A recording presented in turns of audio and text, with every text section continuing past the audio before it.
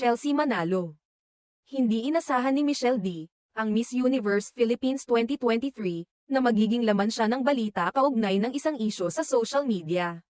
Sa isang panayam kamakailan, ibinahagi ng beauty queen na wala siyang ideya tungkol sa nangyayaring kontrobersya at nagulat siya nang mapansin ang kanyang pangalan sa mga headline ng balita.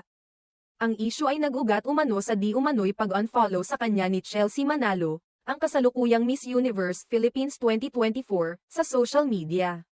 Bagamat tila maliit na bagay para sa iba, hindi ito pinalampas ng mga netizen at mabilis na naging usap-usapan online.